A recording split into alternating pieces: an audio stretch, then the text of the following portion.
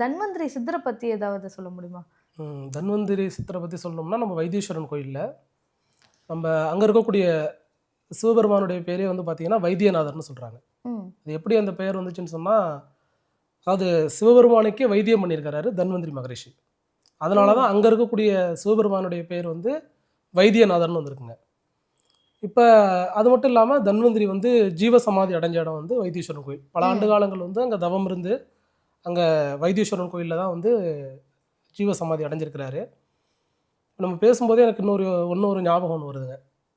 நான் இதே மாதிரி நம்மக்கிட்ட வாடிக்கையாக இருக்கக்கூடியவங்க, நாடி ஜோதிடம் பார்க்கக்கூடியவங்க, அவருக்கு வந்து ரத்தம் சார்ந்த பிரச்சனைகள் வரும் உடம்புல. ரத்தம் சம்மந்தப்பட்ட பிரச்சனைகள் வரும்னு சொல்லி ஓலையில் வந்துருந்துச்சு. ம். அதுக்கு பரிகாரங்கள் என்ன அப்படின்னு சொன்னோம்னா, நம்ம ரத்தம்னு சொன்னோம்னாலே முதல்ல வந்து இதற்கு செவ்வாய் தான் வந்து அந்த ரத்தத்துக்கு காரகத்துவமாக அதிபதியாக உள்ளவங்க. அடுத்து முருகர். அதனால் ஓலையில் வந்து வைத்தீஸ்வரன் கோயிலில் இருக்கக்கூடிய முருகப்பெருமானையும், அங்கே இருக்கக்கூடிய செவ்வாயும் வந்து நீங்கள் வணங்கிட்டு வரணும் அப்படின்னு சொல்லி இதில் அவருக்கு அந்த பரிகாரங்கள் வந்துருந்துச்சு.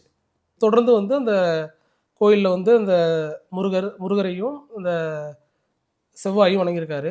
தன்வந்திரி பகவான் வணங்கிட்டு வந்திருக்கிறாரு. நம்ம இந்த சித்த வைத்திய முறை இதுக்கு ஒத்து வரும்னு சொன்னோம்னா, அந்த அந்த அவருக்கு அந்த சுகர் பிரச்சனை இருக்கிறது உறுதி செஞ்சதுக்கு அப்புறம், அந்த சித்த வைத்திய முறை பிரகாரம் அந்த வைத்தியத்தை எடுத்து ஒரு 2, 3 வருஷத்துக்கு அப்புறம் முழுமையாவே வந்து இப்ப மருந்து எடுத்துக்க வேண்டாம் அப்படிங்கிற நிலையில இப்ப ரொம்ப ஆரோக்கியமா இருக்காருங்க.